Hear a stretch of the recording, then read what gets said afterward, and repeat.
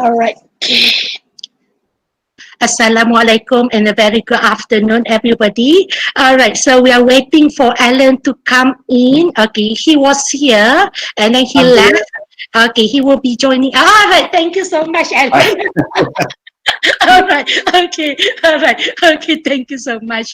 All right, so, okay, I think we are about to begin now. All right, so before that, all right, okay. All right, so perhaps, okay, because Alan is here and our team is also here, so I think we can get started now. But before that, I would like to welcome, okay, let me greet you first. Okay, Assalamualaikum and a very good afternoon, everyone. I'm Fariza Hanis, your moderator for this HCI Conversations Series. Today is a special day for us, because this is our first series of HCI Conversations that we stream live online, so that you can join us either through Google Meet or watching us live on YouTube. So we bring it to you live from UiTM Malaysia. Okay, to officiate our inaugural HCI Conversation Series, I would like to welcome our honorable dean, Prof Dr. Haryani Harun, to give her a welcoming speech. Okay, so without further ado, let's welcome our dean, Prof Haryani Harun. Okay, good afternoon, everyone, and thank you, Dr. Fariza Hanis, for the warm welcome. I think from the tone of her voice, it makes us feel very warm, though we are meeting virtually, but I'm very proud today to be here with all of you. And also, I'm very proud to announce that today is the start of our HCI webinar series, which we name it as HCI Conversations. And I'm very thrilled to have Professor Alan Dix as our first speaker for the HCI Conversations webinar. And Professor Alan is not someone which is new in the area of HCI. I think the collaboration with us started during our first iUser conference held in 2010, when we invited Professor Alan Dix to be our keynote speaker at that time. And I know that in Malaysia, he has a very strong followers. Wherever he go and went to give his speech, there are strong followers, and there are many of his PhD students, I'm sure, which are following our webinar today. And I would like to congratulate to the team which has made this webinar possible. I know they work very hard, and I know that they are at University FM radio, UiTM radio station, promoting this event. And I know that now, though we are in a very challenging situation, that is the COVID-19, where everything changes and affecting our daily life. But this group, nevertheless, work hard as if we are not in a post-normal situation, and we make this webinar possible. And again here, I would like to say to everyone that there are more series to come in the future in our HCI webinar, and I wish everyone here a very fruitful session, and I'm sure we are going to get more inputs from Professor Alan Dix, which I know will be giving us a very wonderful and good session. With that, I wish all of you happy webinar to everyone. Thank you. Pass to you. Okay, thank you so much. Okay, thank you so much, Prof, for your short but sweet, heartwarming speech. All right. I guess, okay. Now this is the moment that we have been waiting for. We are all here for one person. This one person who does not need any introduction, I guess. And I believe that everybody in HCI knows him. This one special person who is also a great guru, whom I have personally admired and also respected. This one great guru is Prof Alan Dix. Okay, without further ado, I would like to welcome our honorable, respected speaker for this inaugural series. Okay, let's welcome Prof Alan Dix. Okay, Alan, the session is all yours. Yeah. Mm-hmm. Okay, I'll just do the, might get myself shared and everything. Is it? Oh yes, sorry. Nearly there. This is this magic bit at the beginning, isn't it? Where we get ourselves. All right. Okay, Alan, you move. There we are. How's that? Can you see that? All right. Yeah. Okay. Thank you. All right. Oh yes, and I can't see you now. Some of them you can see a little bit. Okay, so I'll just assume you're all still there as I talk. Okay, so thank you, Fariza, and everybody in the team there. It's a real pleasure to be talking to you again, sort of face to face, even over a distance. You know, as was said, I've had long connections with Malaysia, and I think I was trying to remember. I'm not sure it was the last time I came back, but I did end up in Turkey for a long time due to snow at one point on my way back. Anyway, so I'll move on, and happily I realized I'd copied my title slide in and forgotten to change the title, but I managed to do that very, very quickly in the last few moments. So anyway, okay, so I'm Alan Dix. I'm going to talk about data today, and the relationship of HCI to data. So just to position me, you probably know where the UK is relative to Malaysia, but I'm talking from Wales, which is the country at the edge of, on the western edge of the mainland of the United Kingdom, but before you get to Ireland. In fact, if I looked out my window and squinted a bit round the corner, I'd be looking across the sea towards Ireland. However, also, and this is a little bit crucial here, I lived for 10 years on Tiree, which is one of the islands off the Scottish coast, off the western Scottish coast. And I did a variety of things, a variety of projects there, including a twice yearly sort of meeting, making event where all sorts of people came to the island and did an interesting techie, arty things. So I said the reason for that will become clearer in a moment, why I've mentioned that. In Wales, I work at the Computational Foundry, which is in Swansea University. It's a £31 million project funded partly by the university, partly by Welsh Government, also a lot of European Regional Development Fund. Goodness knows what universities will do in Wales, and lots of civic things once Brexit fully kicks in. But I always say the stand underneath the Foundry is all Welsh, but the building above is definitely very, very European. So it's partly a building, but it's also a community. It's about, we have mathematics and computing within the building, but it's also about reaching out to the digital strands across the university and across the country and across the world.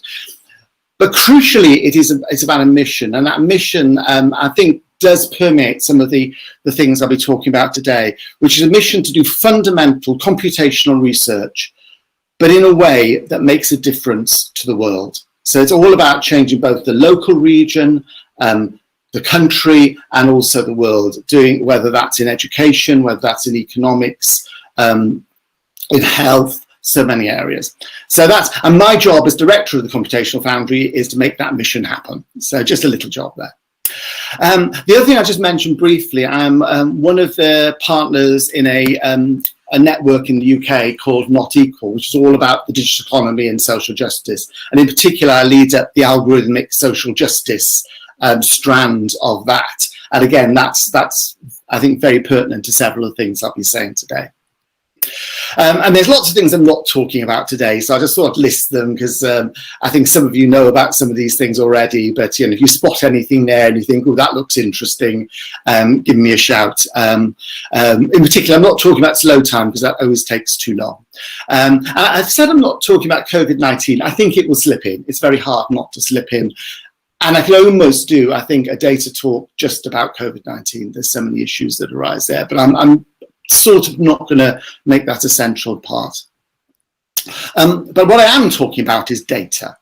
And as we know, data is everywhere nowadays. It's being stored everywhere, and it's being collected everywhere. But although data is everywhere, it's often hidden. We don't actually see it because it's in the cloud. Even when it's in a device, it's sort of vaguely in there. It's not quite sure where it is. And that's quite critical because we're not always aware of what is happening to data. And of course, in the 21st century, data is power. You know, if you sort of went back, you know, several hundred years, you know, power might be about the ships you've got. You know, if you to a different page, perhaps coal was power, or oil was power, or electricity was power. In the 21st century, data is power, and we see this very, very critically today. So who has that power? Where does that power live? Well, the obvious places you might look for where power is vested is in the state or in big corporations.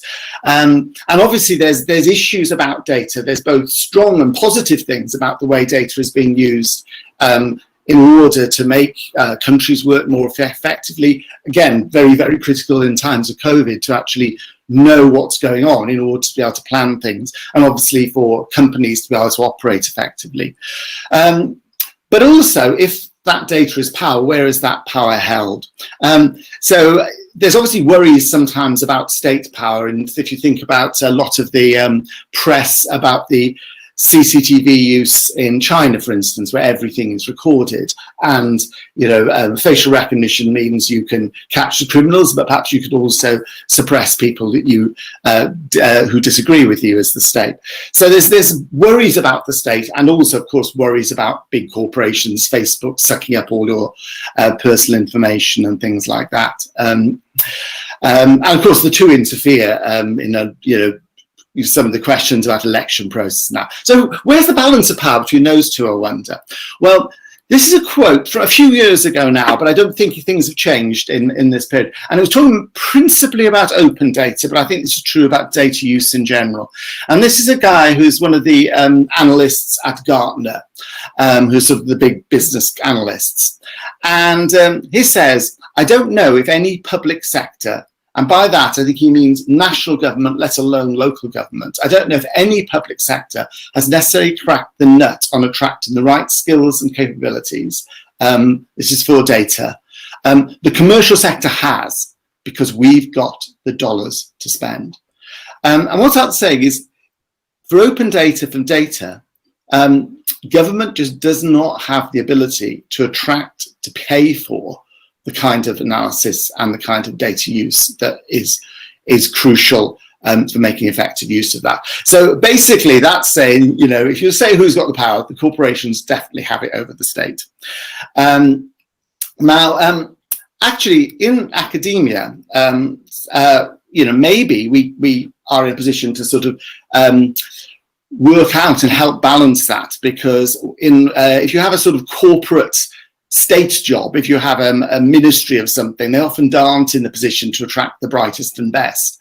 But sometimes in universities we can. People are really interested and don't necessarily want to work outside. So maybe we can change some of those balances there. But that's not going to be my main focus today. Right, shall we say, at the bottom of the power pyramid of data are each of us as individuals, not necessarily as academics, but as people in society and small communities. So if the states, you know, countries do not have sufficient expertise, computational power, basically cash to be able to use data, what hope is there for you or me and for our local communities? As academia and as science, we sort of sit a bit in between. Actually, we have quite a lot of power because we have a lot of the understanding. We don't necessarily have the sheer compute capacity. We don't necessarily have the vast Twitter feeds and Facebook data and all that. But what we do have is hopefully quite a lot of brain nous. So we're in a position to possibly help change some of these things and give people more power. But also, I think I will mention here, because we're in the midst of COVID, is that one of the sad things is hearing people talk about the lack of sharing of data. There's been a lot of sharing of data within the COVID, but also the lack of it. In the UK recently, there was a news headline because it said that Russian hackers had found their way into getting information, not damaging, but getting information about vaccine research from the UK. And I'm thinking to myself, well, China released the genome sequencing that they had of COVID virtually instantly. As soon as it became very sort of in January, I think it was January this year, it was released very, very early. So why is it that you need to hack to find data? And of course, it's because it's intimately tied up with money. It's not just COVID, it's not just about health, it's about money, and all health is. So we have a real data problem. But also as scientists, even when we're actually, you know, we're not working with corporations, we're not doing anything, even as scientists, the value we get from data tends to be in how it's used rather than the data itself. And that means that a scientist who's collected data, and this works in the humanities as well, has a vested interest in not letting anyone have that data until they've published from it and done their own analysis. And then they might release it. And I think we need a complete re-evaluation of our values within science to actually change that dynamic. And I said the COVID crisis has made that so clear because of the timescales involved. But anyway, that's enough said about science, but I think we have a big job to do, and I think this will become clear also in some of these other aspects. What I'm going to do is focus first on individuals, and obviously there's been huge amounts, I'm sure, in the press, certainly in the press in the UK, I would be amazed if not in the press in Malaysia, about personal privacy, and some of that is about corporations, it's about the data breaches at big organizations, the way they're using your personal data to target, whether it's advertising or possibly even some people using that to shift for elections. Also, a lot of people are worried about some of the COVID tracking apps because they're worried that that means that their national government suddenly has lots of information about where they're moving and things like that. So lots of personal privacy things. Now, I became involved in some of these individual issues. Oh, crumbs, this is 30 years ago. So I first wrote about privacy, and in fact, this is, I think, the first paper on privacy in HCI back in 1990, so a long, long time ago. Some of the things there are now well-known issues, but I was just going to pull up two things which are, which, you know, actually came from that paper, but are still misunderstood today when personal privacy is discussed. Very often when we think about privacy, it's all about locking down our data. Certainly in the UK and Europe, it's all about data protection. It's about making sure that people don't keep data about you longer than they need to. The assumption is the less data they have on each one of us, the more private we are. I would say that is sometimes true, but it's not always true. And sometimes less can be more. I am sure, and I could give sort of both personal examples, or perhaps I wouldn't want to give personal examples, I can give made-up examples, but I'll just let you think about this. There are probably things you've said or things you've done that you probably don't want to tell everybody about. You know, you may be a bit ashamed of, it might have been a bit embarrassing. So they're private. However, if it ever got out that you'd said or done that thing, you might want us to understand the context in which that happened. Maybe you said something because somebody else had provoked you and then you'd answered in anger. Maybe you said something in the context of a larger piece, which if you took that little quote out would be something you wouldn't want. So actually losing information sometimes makes it more private. The other thing is anonymization and aggregation isn't sufficient. We sometimes think that if what we've got is just loads of statistics and there's no personal information, that doesn't matter. An example I used to give was a friend of mine lived opposite their school their children were at. But each morning, they would have to, because it was so difficult to cross the road, it was a big road, they would often get into a car, drive down the road a couple of miles to a place you could turn round, go back up the road to the school and back. And I imagine one of those little rubber strips, I think they still use them even in days of other kinds of sensing, and the car bumping over those rubber strips. So it goes bump one direction, bump as it goes up the other class, and then back again. You get 4 lots of bumpings for that one journey. And then you imagine the road planner looking at that and thinking, oh my goodness, lots of people drive down this road. We need to make it bigger. We need to remove some of the crossings we've got for pedestrians because that gets in the way of the traffic flow. So effectively, what's totally anonymized data that's got nothing personal, that is added up with lots of others, acts against the interest of the person about whom that data was being collected. So aggregation and anonymization, not enough. And just as a sort of general thing to think about in privacy, it's not just about data control. You have to think about the human value of data.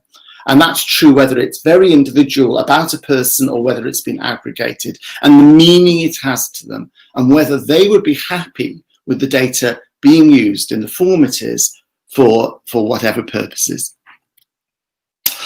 Okay, so what I'm going to do now is also just another, actually, anyway, I'll come back to this in a moment, but it's interesting, I was just realizing, rather than the sort of the most up-to-date things, I'm talking about things from 30 years ago, but these are things that are very valid now. So back in 1991-92, I wrote, again, certainly within HCI and possibly even more broadly, one of the earliest, or possibly the earliest paper to point out the potential dangers of gender and ethnic bias in black box machine learning. And of course, nowadays, I thought that was going to happen then in 5 years' time. Actually, it took 25, 30 years for it to work through. But now we know this is a big issue. It's been an issue in, you've all seen the sort of racist Google search results, also the publicity around that. In the United States, they've been in the courts, they use algorithms for assessing the potential danger of people absconding if they're on parole. And again, that's been shown to have an ethnic bias in it. So there's some lessons, actually. Some of these are actually not from that paper, but the last one is actually. But some lessons we've got today to think about in this area, I was just going to just mention. So often, I think people are very aware that if you put bad data into a machine learning algorithm, so if you put data where that already encompasses human bias, you'll get a biased outcome. And that's well understood, and you see that the press understand that. The majority of times in academia, when we talk about debiasing, it's in terms of trying to get that training data less biased. However, 2 other things I just want to mention quickly. You should, there's others as well, but one is the objective function matters. So when you're doing a machine learning, what are you optimizing?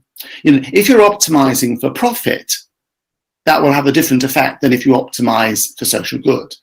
I was talking once to our tax people in the UK, and I was saying, if government says to you, we want to catch the maximum number of people who are evading tax, then what you do is you go after window cleaners and taxi drivers. If government says to you, and if you train your machine learning algorithm, we want to get the maximum amount of money that is being illegally or at least creatively avoided from paying tax. We want to get to make most money back from catching people who are avoiding tax. Then you'd look for big city bankers and people like that. So the way you phrase your objective function makes a huge difference to the kind of outputs you get. And then the other thing, which is perhaps most complicated, most difficult, is that in sort of data analysis, the people are often after accuracy. And so you think if you've got perfect data that doesn't already embody human bias, you've got a sensible objective function, then the computer is being objective, unbiased. And that is true in one sense.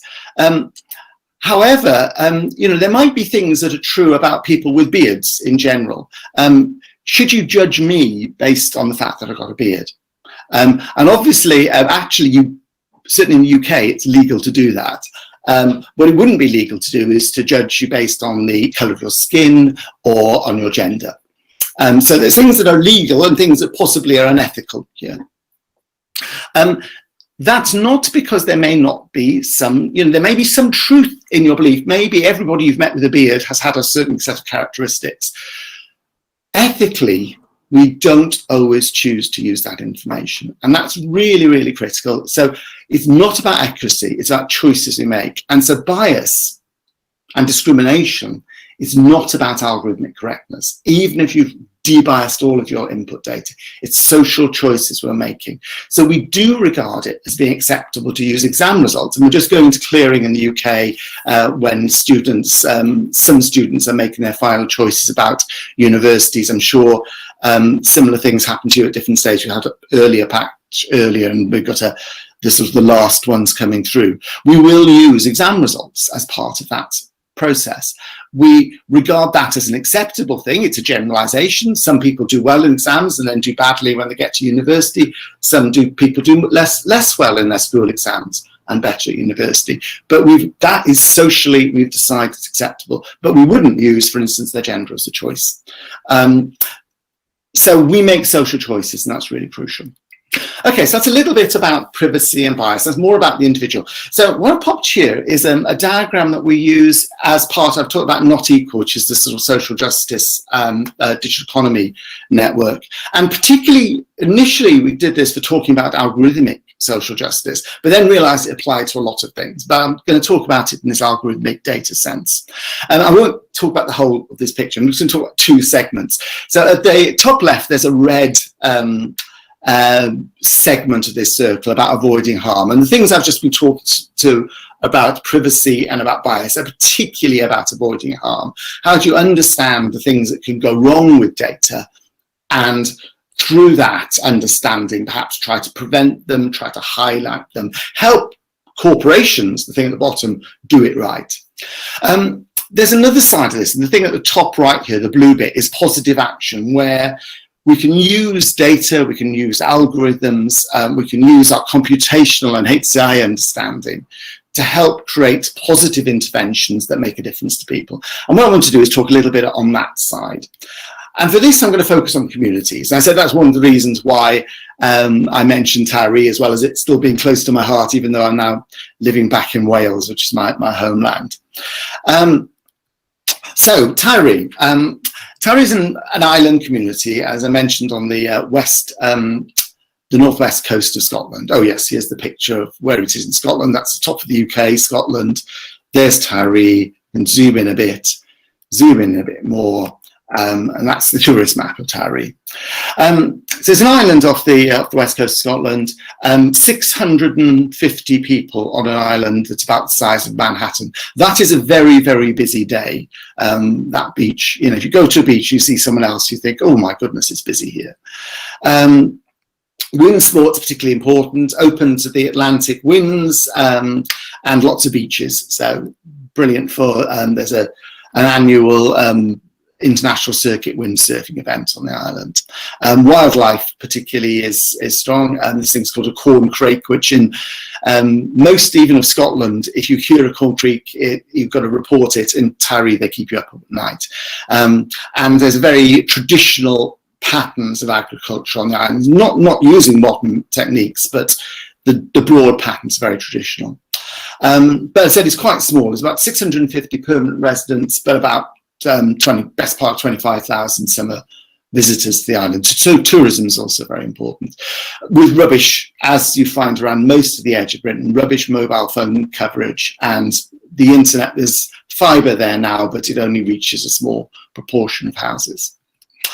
In various things, Tyree as an island hits a lot of these indexes of multiple deprivation. In particular, it was topping, if that's the right word, the indexes of deprivation to do with access.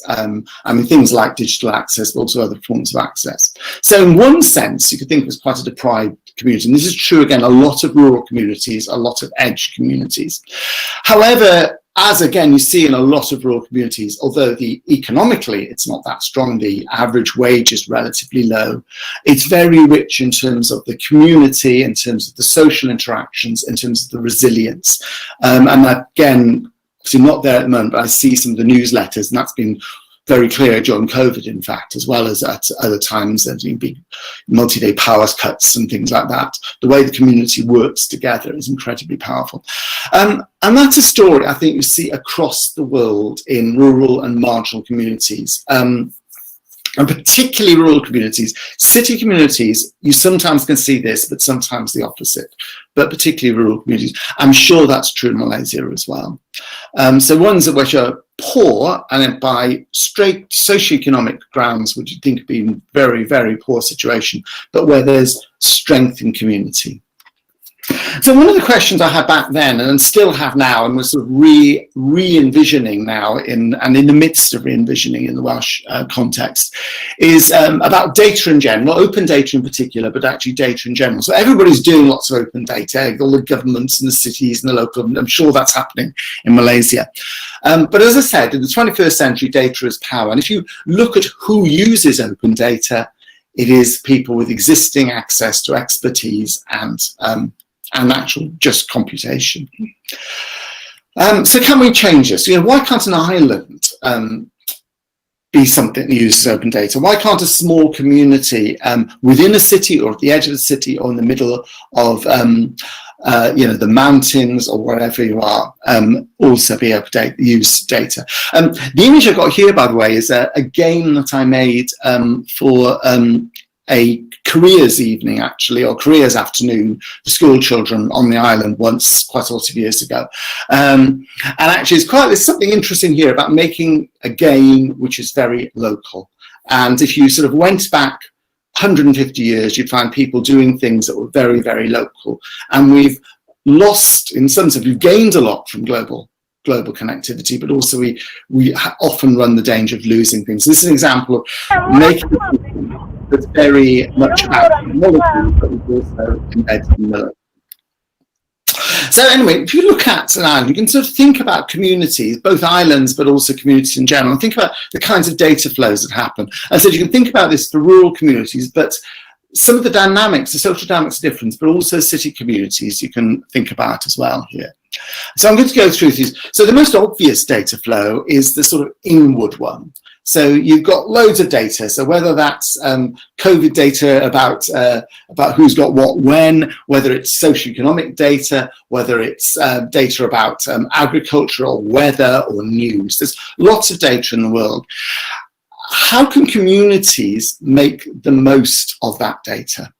And that's important for a variety of things. Sometimes there's moment-to-moment stuff. So on the top left, I've got a little dashboard that was made as part of the some of the things we did on Tari, which allowed people at a glance to see the status of the ferries, the airport, the weather, local news, various things like that. That's very much about moment-to-moment data. But also, if you're a local community and you're trying to get, you know, perhaps funding from government for a project, or there's a company wanting to do something in your area and you're wanting to negotiate with them. Having the right data around can help you in that process. So how do we help local communities who by definition are unlikely to have exactly the right expertise to be able to access them? Now, when I say exactly right, you often find there's a lot of expertise in small communities, but obviously the right kind of data expertise, the right kind of visualization expertise, the right type of scientific expertise at exactly the time it's needed, you can't guarantee.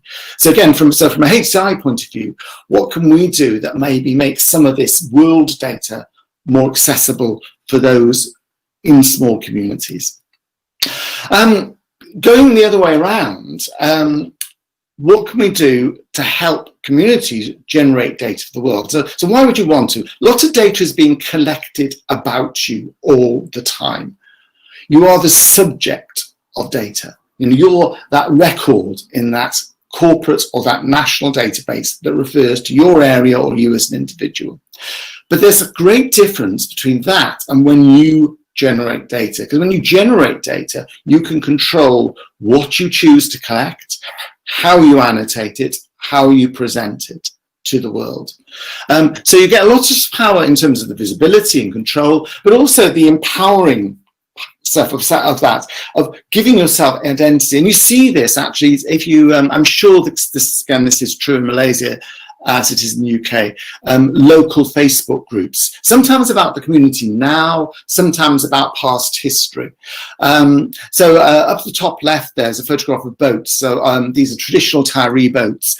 And I did a project with, that was funded by Nesta, who do sort of innovative things in the UK, with the local community and with the local archive to try and make some of their photographs, some of their data that was, especially the more visual data, I must say, you know, available in a local, in a mobile app that could then be used around by tourists going around the island. So making use of that local data. However, also as part of that process, making that local archive data more readily accessible so that other, you know, perhaps other communities, but also other scholars might look at that and be able to make sense of that. I'm just working with some musicologists. In fact, just today we'll be doing the last bit of a project proposal, which is about, it's about music, it's about local concert societies and how you can get data from those, get data about big concert venues, and look at the relationship between this very local community generated data and the sort of more, should we say, standard highfalutin, powerful, big concert halls and opera sense, and to connect the two, to make sense of one in relation to the other. And that data comes from the community.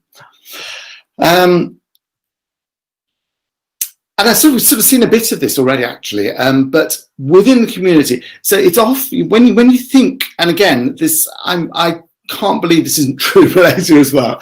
It's certainly in the UK. When you think about rural areas, you assume that everybody knows everything, and in fact, it's true. You cannot keep a secret in a rural area, and I think that's just true of a lot of towns as well. If they're more sort of closely knit communities, everybody knows everything. However, if you want somebody to know something, it's so difficult because, particularly in a rural community, 650 people are spread over, probably about not far short of 100 square miles, or that's 250 square kilometers, something like that. The size of Manhattan. So actually getting information from person to person deliberately is hard. So we worked again with the community on a number of projects. I've got the Tyree Open sign there. We believe that was the first internet connected open sign in the world. It's an IoT open sign that had for a shop. So when they turned on the open sign, it then meant the web knew and people could know that the shop was open, which is very important in a small community because you often have just one person or a family with the only restaurant, the only shop, and so it's important to know when that's open. We also worked with the local youth organisation. One of the Tyree Tech Waves, the youth worker was talking about the island. Somebody said, "What's your biggest problem?" And she said, telling people about events and getting them to come, which is a separate issue. And this was secured. And one of the things we discovered was that the children couldn't use Facebook in school, but they did all have their phones, and the school was one of the places where there was mobile signal. So they could get SMS, but not Facebook. So we made a small portal for them. It was based on something that had originally been designed in East Africa for NGOs in East Africa, but had slightly different things, but was based on that. Which allowed the youth worker to basically create their message and then select, I want this to go to Facebook, Twitter, or SMS, and it would just contact the various APIs. So it was basically a one-stop shop to pass information to multiple channels. We also did things with public signage and other things. And this is crucial. Yes, it's partly about getting information, but it's also about that sense of social cohesion and some of the benefits that come with that.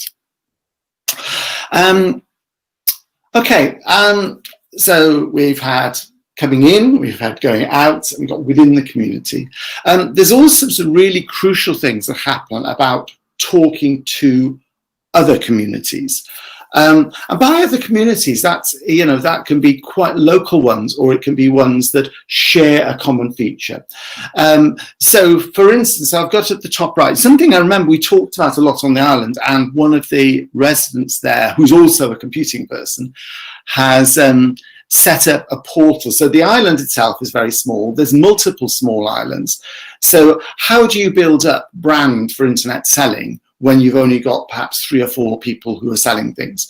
So this is, Isle 20 is a portal that's been set up that is about all of those Western Scottish islands.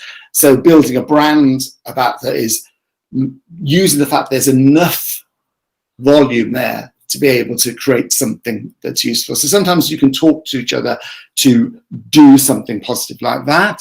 Sometimes it's about sharing best practice. It's about saying, we did this here, what can you do there? So on Tyree, there's a wind turbine that's a community-owned wind turbine, which brings cash into the community, which is a really hard thing to do. Which, in the UK, again, it might vary, but in the UK, it's relatively easy to get capital money to build something like a new village hall.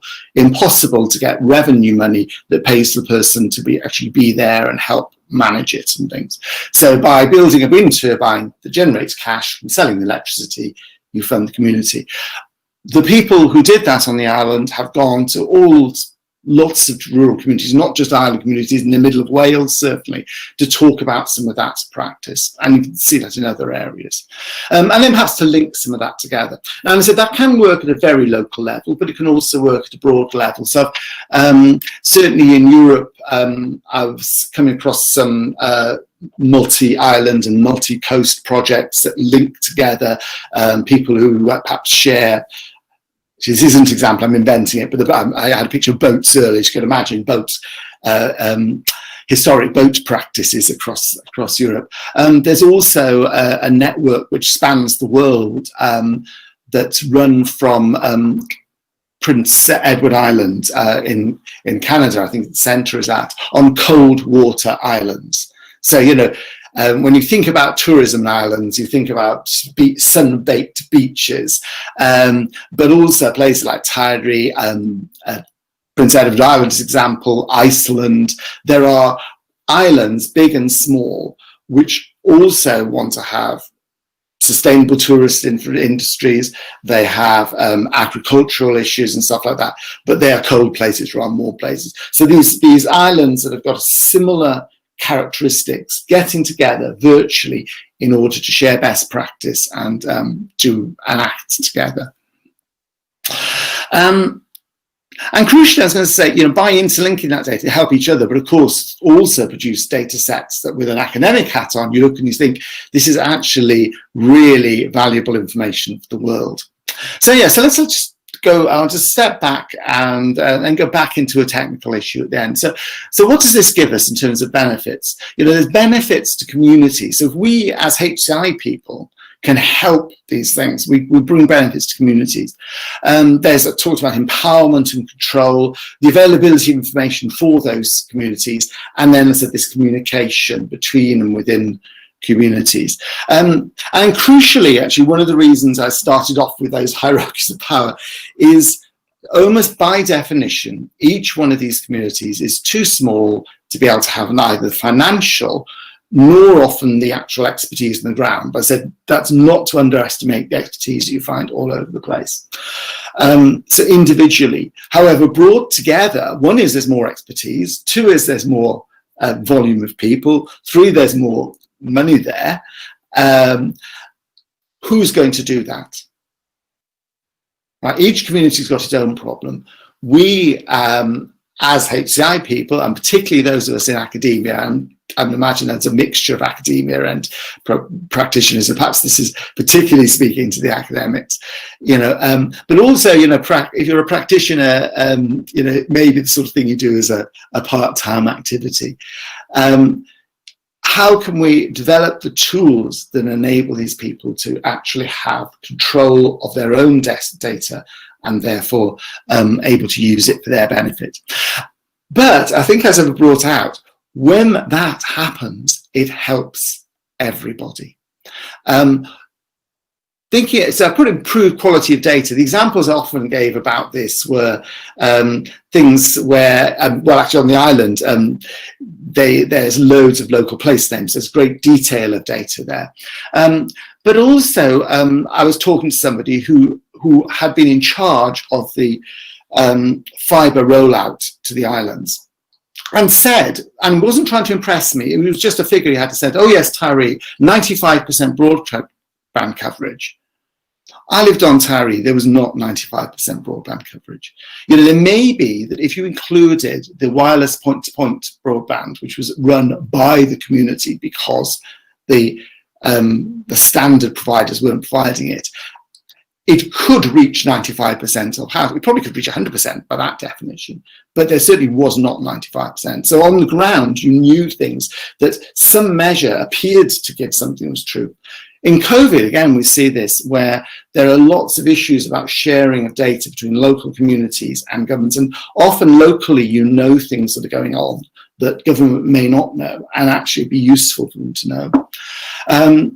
You know, and as academics, again, this is true of historic data, it's true of scientific data. You know, people know about the changes in their local environment that might tell you things about global changes in climate, and lots of this local knowledge that makes sense of things that would otherwise be missed. I remember actually standing with the college just north of us. We've run a couple of, well, we only run one proper one because of COVID coming in, but a Tech Wave Cymru in a place just a bit north from here. And we were standing on this hill looking down at somebody's garden, and there was a bush in the garden, and it's one which has a different colour depending on the nature of the soil. And I happened to notice it was quite a red colour, which and I said, oh, that's very good. And then I thought, well, I see that as red colour, and I see that probably tells me something about the current state of the soil. If I was the person who owned that house, I might know that that colour has changed gradually over the years, or may change from season to season, which might tell you about runoff from of water from the hillside above. Often, really, really local knowledge gives more understanding than you can get as somebody coming in from the outside, but that then benefits the global data set. Look, in order to actually make use of that data, both as for the benefit of the community and for the benefit of the world, we have to look at the world slightly differently. For most large data, we think of these very big data sets created by governments, from social media. If you're into open data, you might think of things like GeoNames and DBpedia, and I've got my RDF t-shirt on today. So what you've got is a small number of very large data sets that are relatively homogeneous. When we look at local data, we often have huge variety of small data sets, often where the way in which they're stored and the kinds of data is heterogeneous. So you've got different kinds of data in very small data sets. The challenge of bringing that together without doing the classic, which is say, well, if you use my super portal and you only use that and put all your data into the way I told you, then you can link it. And that's the classic thing we do as information scientists. But that's no good. You know, you need to think about how do people have their data and how do you connect it with as little disruption and as easy for them as possible. I've done a lot of work with often using Dropbox and CSV files being shared, using Google Docs as the data source. So things that people are familiar with, and then worrying about how to add the semantics, shall we say, to that in order to connect them together. These are really hard problems technically. They're hard from a data presentation point of view, from a HCI point of view of gathering the data. They're hard from a technical point of view of how you deal with it. But this is real data. However, crucially, if we crack this for local communities, we crack it for everywhere. So if you actually look at that, as well as that local data, if you look at health data, even across Wales, each health authority has its own information system. They're all slightly different. Sometimes that's historic. Sometimes that's due to the fact that there are differences in communities. In academia, you know, how do we share all of those small experiments in ways that add up? And again, with COVID, we've seen a lot of people doing meta-analysis, which is one of those ways of bringing it together. And one of the perhaps weaknesses, things you can think about, again, from a teaching point of view, is how you help people who are moving into research understand better how to make their data available for meta-analysis. And in business as well, my first exposure to this was realizing the way in offices you have the central database that holds perhaps customer information, but each individual probably has their own spreadsheet, so perhaps they have a Word document with tables in that have data that overlaps but is not quite the same. And we do not have the value of that data if we ignore that long tail of small data. So some last words before I finish. So just reminders. So in the 21st century, data is power. And a crucial question is who has it? And then a question for us is, are we going to do anything about that if it doesn't look right? I mentioned a bit about privacy, and I said one thing to focus there is privacy is not just about secrecy, it's about human values, it's about understanding what data means to people, and therefore whether the usage it's being put to are consonant with the values that they have that allowed them or made them assent to that, if they assent to do it explicitly when they did. Bias and discrimination is about ethics, it's not about accuracy. Now, it doesn't mean we don't have to worry about accuracy, but fundamentally it's an ethical issue, and we really need to think about our ethics, not just about the data. At its best, however, data can empower communities.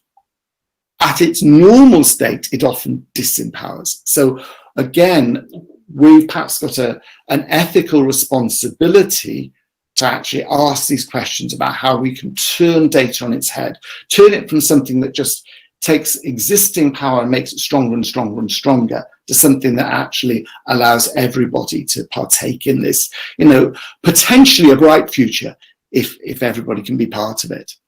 And then from a more perhaps a technical research point of view, this long tail of small data is everywhere. So it's really important to deal with. One of the things I'd actually hoped when Teresa first asked me about this was I'm in the midst of doing some more work precisely in that last area, and I thought I might have done a little bit more, but I haven't. So maybe in another 6 months I'll have some other things to talk about that as well. But lots of fascinating things happening in that area. It is really challenging, but is potentially really valuable for so many areas, but crucially in some of these areas where people have least power. And I think that's it. So time for any questions or anything else at this point. So I'll hand back to you now, Teresa. I'll stop my sharing. Okay, thank you so much, Prof Alan Dix, for your actually very thoughtful talk on the data matters. All right, we got quite a number of questions that we need answers from you. All right. Okay, so you just please bear with me. All right, because we got questions. All right. Okay, the first one. All right.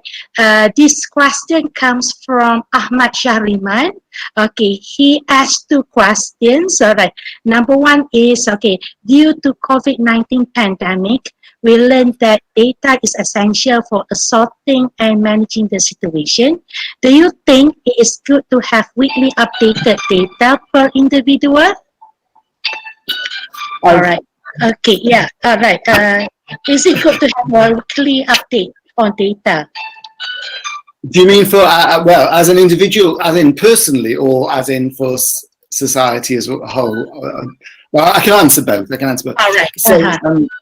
So I guess there's 2 things here. One is there's a Welsh language program called Fit Cymru, which is all about and it's about fit in the sense that you think about as fit, but the F and the I and the T stand for Welsh words. But it is about people becoming more fit. And one of the things they do there is they actually stop people from weighing themselves continually.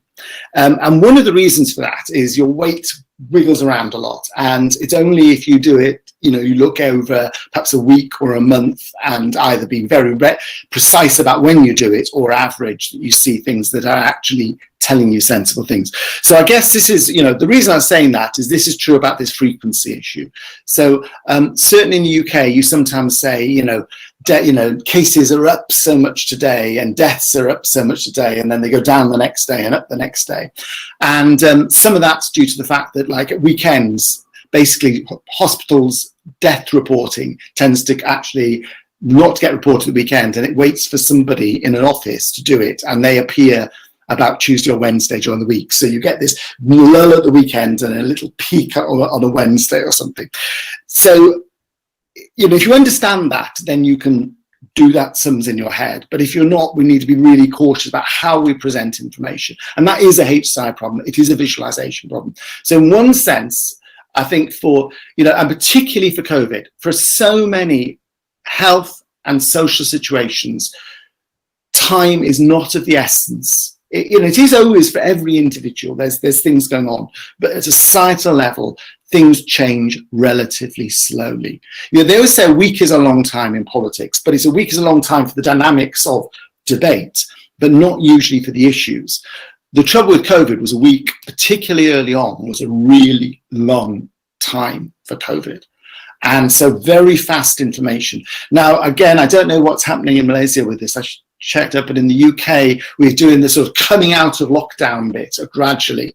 And as you change things, as you say, okay, now you can do this, now you can do that, knowing the impact of that very rapidly is important. I've been worried too about universities as we, as the students return and the issues around that.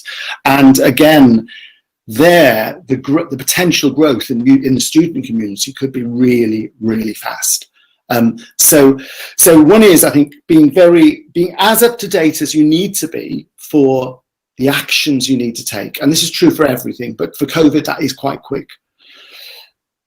But with that extra bit that tries to make sure that you don't just have the headline grabbing bit that says, oh, this is going to go down, but actually either the person understands, or if not, you do things. You do your weekly updates or daily updates, but what you're doing is the weekly average so people can see things. So I hope that's enough to help. Yeah. We have a second question, yeah, also from the same person, from Ahmad Shariman. Okay, he asks you, all right, this is his question. Even though it is remotely an island for storing data, do you think that it needs great firewall or anti-hacker too? Yeah. As with a lot of these things, but you're changing. You've probably seen all those different versions of Maslow's triangle, you know, with the different pecking orders.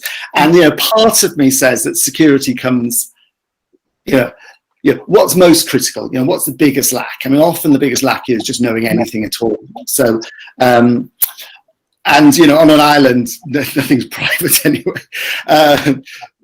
However, actually, and this is becoming really crucial, again, COVID has highlighted this. So you have small charities, small community groups are having to push more of their activities online. So this is true in an island, but it's also being true of groups within cities. And I've been through the Not Equal network and very aware of some of the things that are happening. So people dealing with young people dealing with different people who are already vulnerable, refugees, the whole range.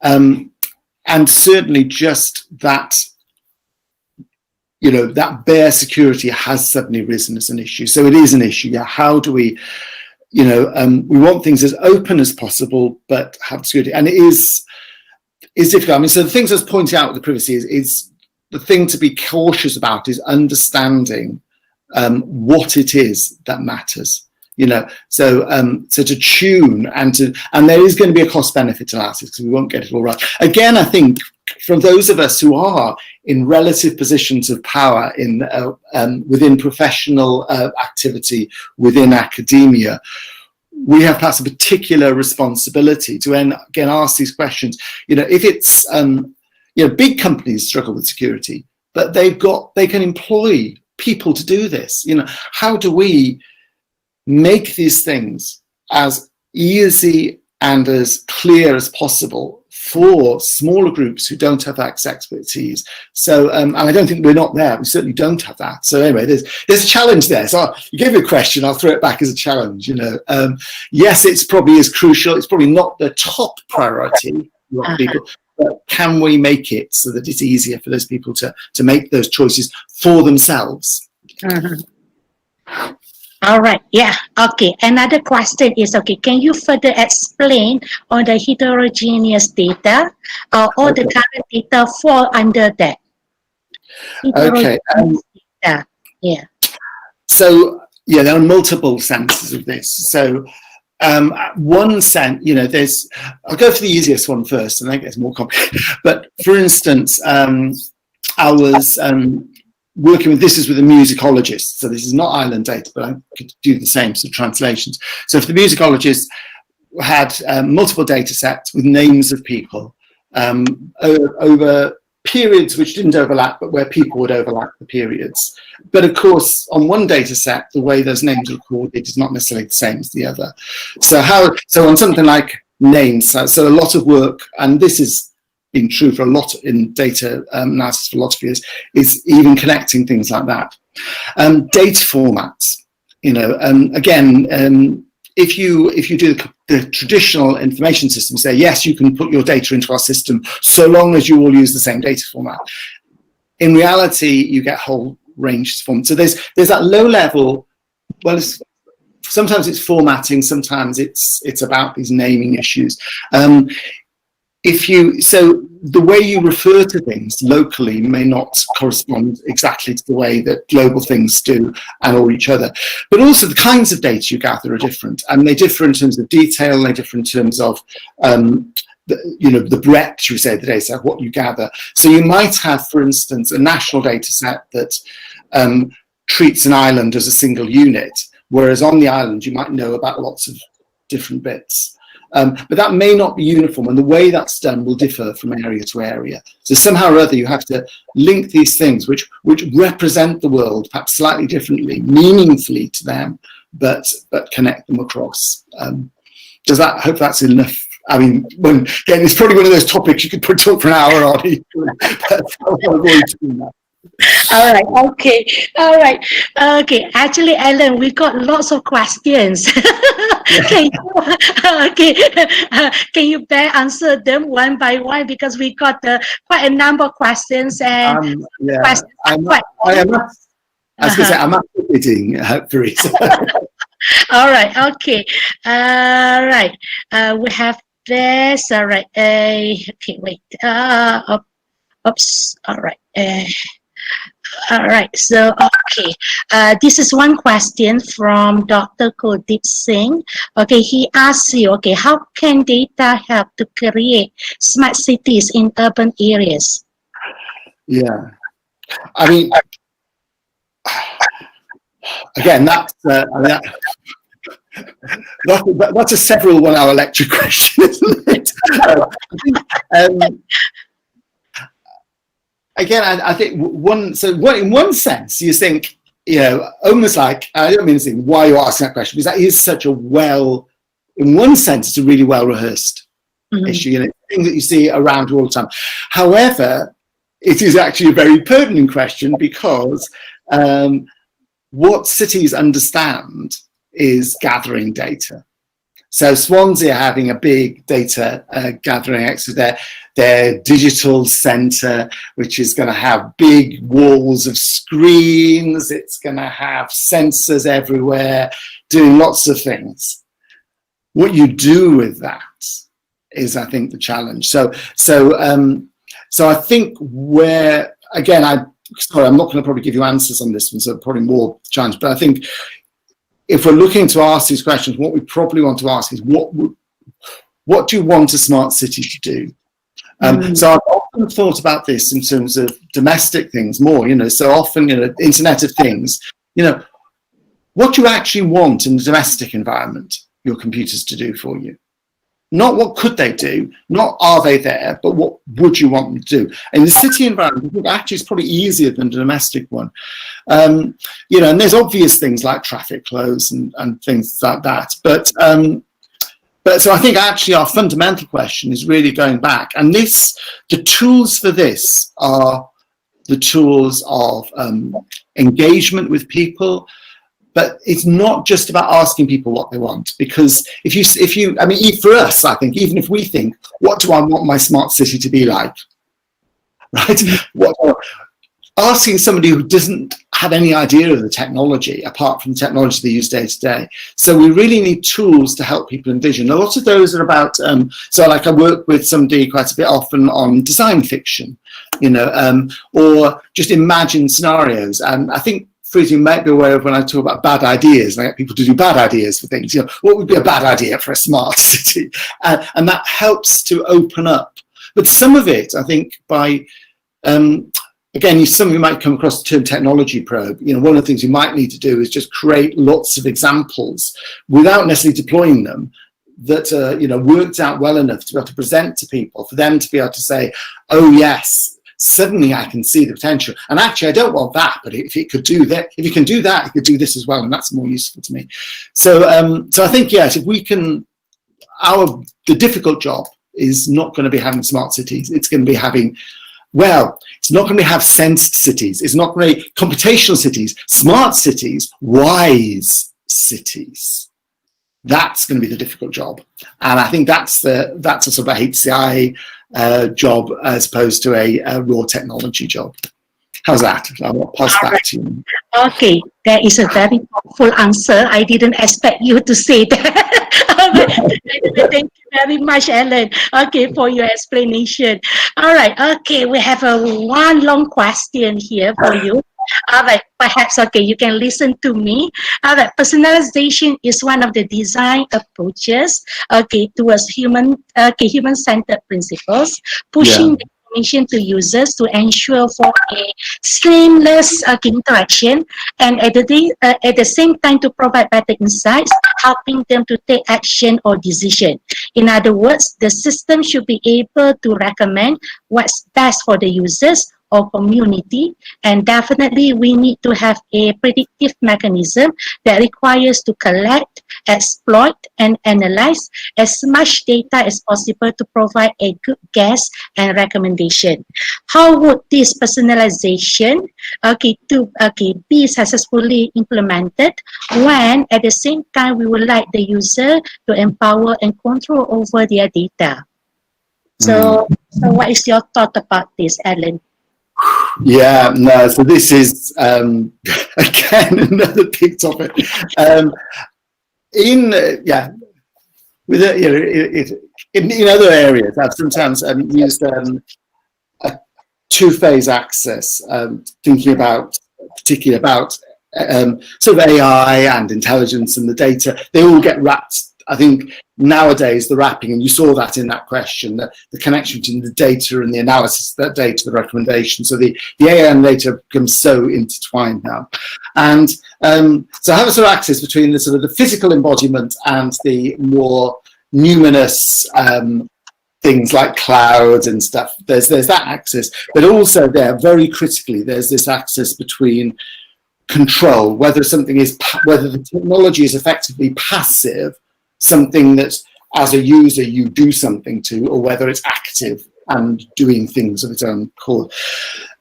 In the early, if you sort of, if you go back in HCI, the growth of the desktop metaphor and the whole interface with menus and stuff like that was actually about trying to make the computational world look more like a virtual version of the passive physical world. It's about dragging things around. And the language of the heuristics of HCI, the things if you learn from certain textbooks, they'll be really deeply embedded in there, not necessarily from textbook, but from other people's heuristics as well. So it's about control, it's about user control. We've moved away from that, and that's got some really positive things that we're actually taking account of the fact that the computer does stuff, so it's a long time we almost like made the computer just be a virtual environment. That's all it's doing, whereas actually it's something that does stuff powerfully. Managing that relationship is really difficult, and I think that's what the heart of these questions I want to get right. There's a couple of things to do. So there are some real tensions here between personalization, which sounds very personal but often involves treating you as if you were like lots of other people. When we say personalization, we often mean, and we think about Amazon recommenders, it's often saying, actually, as Amazon, I've worked out that you're quite like that person, right? So, and if you think about what I said about bias and discrimination, you know, when you start saying this is like that other person, there's always a tension there. It's both really powerful. It's the way we humans work with other people. You think, yes, you know, if you're a doctor, I've seen someone with similar symptoms before. As an educator, you think, I've seen somebody who've had similar problems before, and that helps you to help them.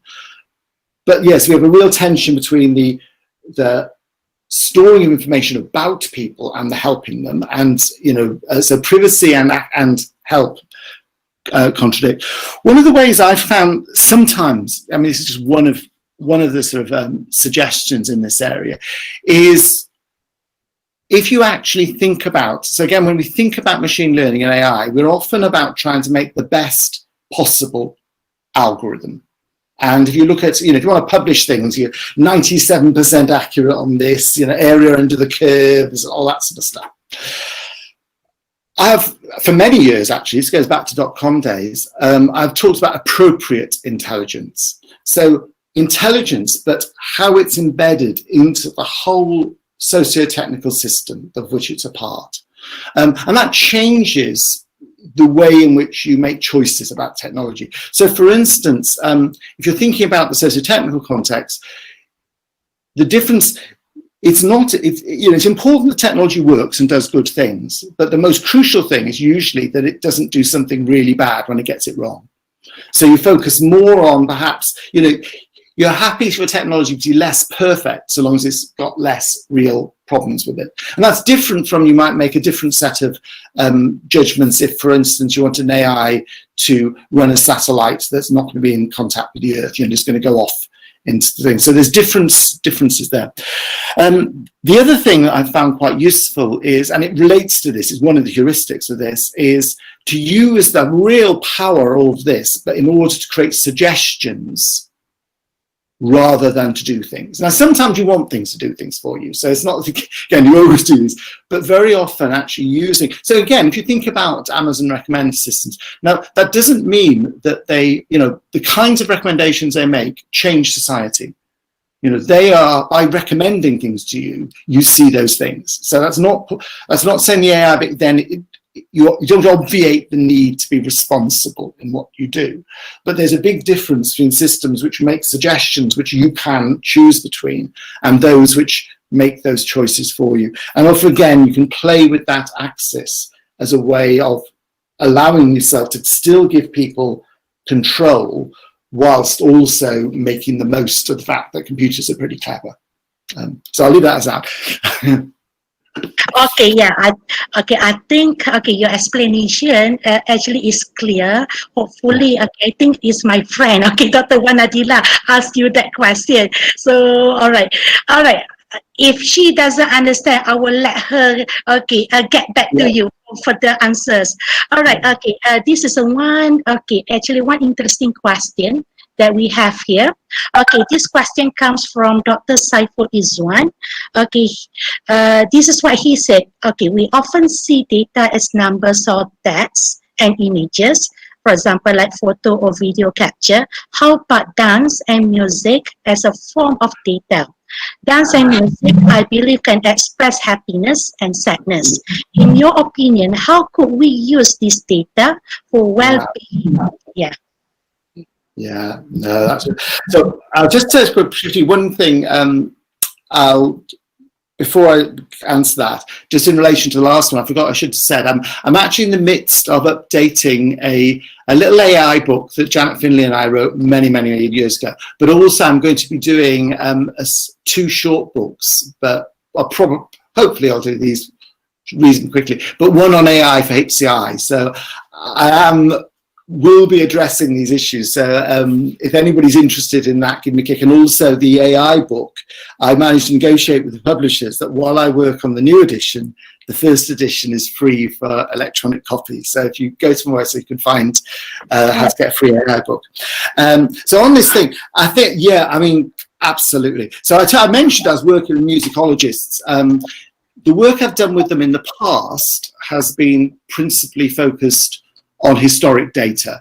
Historic data about concerts, so it's not necessarily about the music itself, it's about the event.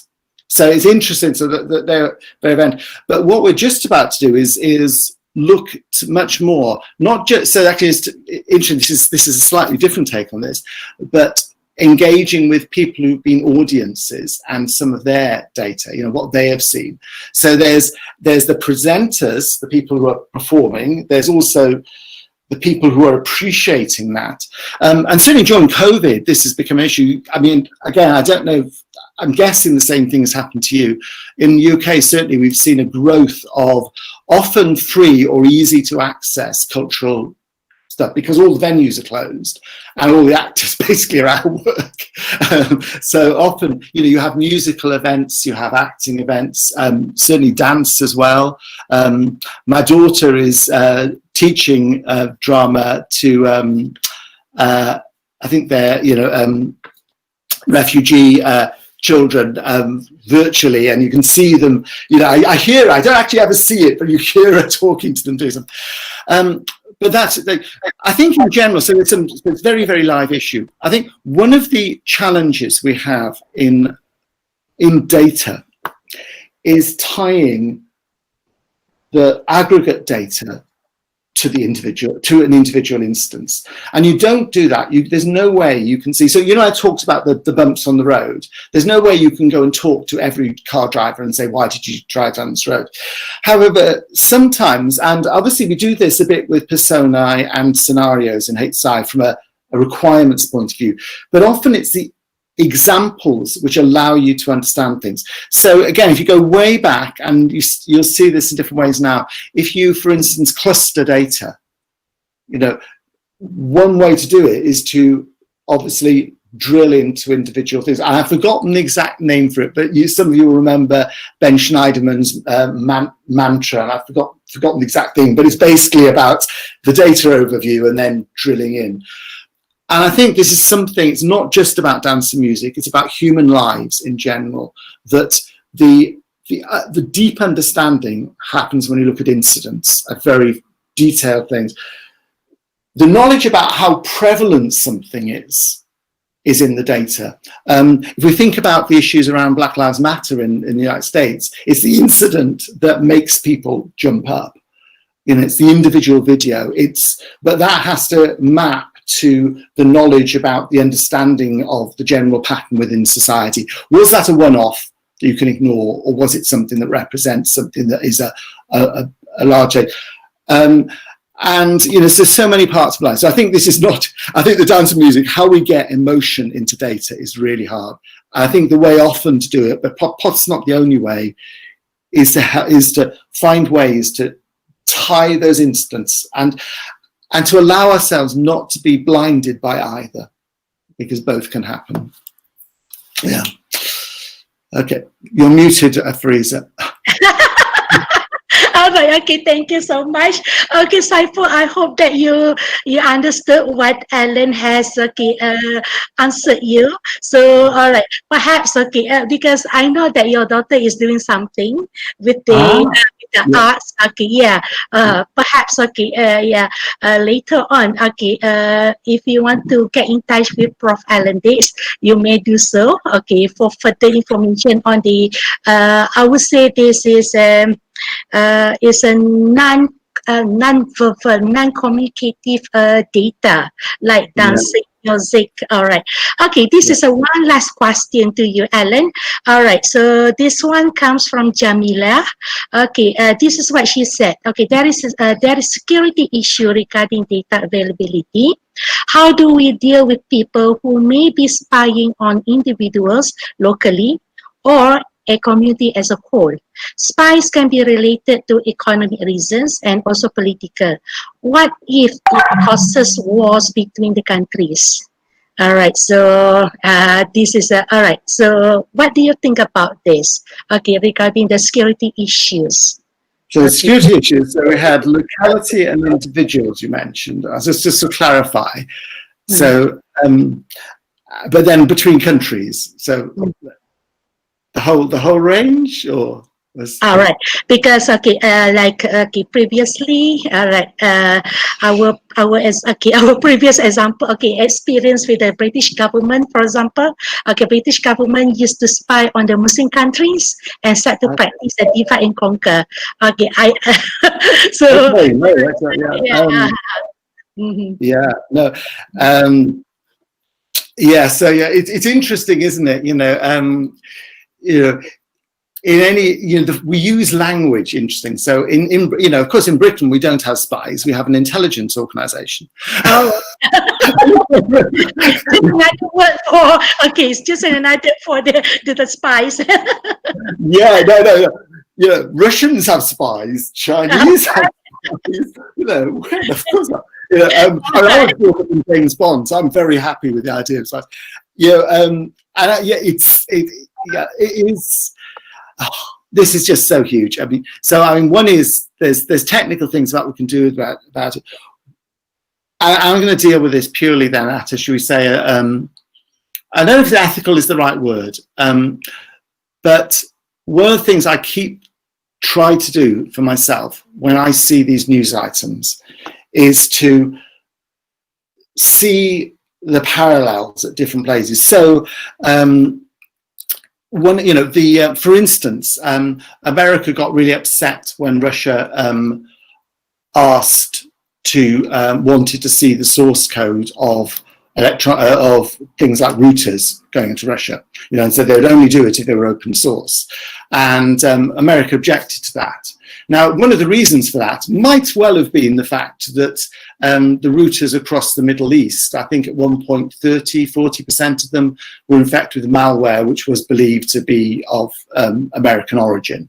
Not necessarily embedded in those routers to start with, although maybe making use of knowledge that was there about data gathering for the good purposes of preventing terrorism. And of course that is, this is the trouble. These things always have a two-sided.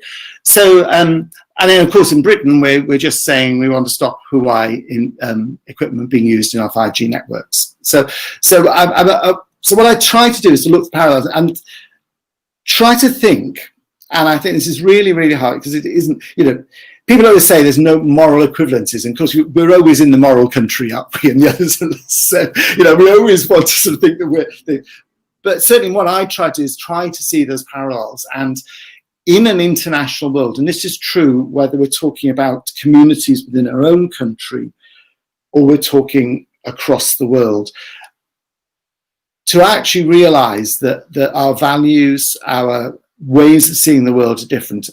And we might actually believe, and we might actually be correct in thinking they're bad on one thing, we're good on another. But also, in order to actually function, you actually have to say, given the way they are, how would they see what I'm doing? So we always do it the other way around. We always see what it feels like to be us in relation to the other thing. So I try to do those balances, and then asking those, so, and obviously it doesn't always get to answers. I'm afraid this doesn't give you easy answers on this. But and I think this is certainly true. We're in a world where the divisions, far from making, global information should make us more aware and more tolerant and more understanding of each other. But that doesn't seem to be the way things are going. So again, it's something that I have been worried about. I mean, I may have done little things in, but certainly not substantial. But it's a real challenge to us, I think, within HCI to ask these questions about how we help people to understand all the things going around them in ways which open themselves up to other views. That's not about saying that all views are equal. And I think that's a real tension. You don't have to believe that the other person is right. You can believe they're wrong, but you can still try and understand why it is that they do things. And I think that's true at a national government level, it's true at an individual level. And I think, we're perhaps in a position, and maybe it ties back to some of these issues. You notice I used examples, that last question. It is the instances, the examples, and the more personal they are, sometimes the more you can make sense of people. Okay. All right. Yeah. Thank you so much. Okay, for your explanation, Alan. All right. Yeah. I agree that. Okay. Jamila, who asked you the question. Okay. She said that yes. Okay. She agreed that data should make us become more tolerant to each other. Yeah. Yeah. All right. More human. Yeah. All right. Okay. Yeah. So I Oh, think yeah, that. it doesn't. That's the trouble. I think our challenge is really, it's an uphill challenge. It's not Yeah. easy. All right. Okay. Well, that's it, Alan. That was very interesting, inspiring topic. Okay. For our first HCI Conversation Series. All right. Thank you so much. All right. Thank you so on behalf of the community. Okay. Organizing committee. I would like to say thank you very much. It's a great pleasure to have you here. Okay. For our HCI Conversation Series. All right. Okay. So before, actually we adjourn our meeting today. All right. So I guess, this is a tradition, Alan. All right. Here in Malaysia, we like to take photos before we. Okay. Before before we leave, it's a customary or a tradition for us to take group photos. So I hope that you will bear with us. Okay, actually, there were about 230 people. All right, listening to your talk today. But after you finish your talk, about half of the participants already left. All right, I know that the time I know the time was almost 5 o'clock at that time. So half of the participants already left. Okay, the discussion. So now we have only 100 people. But I just want you to know that there were many people listening to your talk. So we have been very grateful and thankful to you because you're willing to be our first speaker for our HCI Conversation Series. All right. Okay, so all right, before everybody leaves, I would like you to stay with us so that we can take a group photo. All right, so yeah, Afdal, are you ready, Afdal?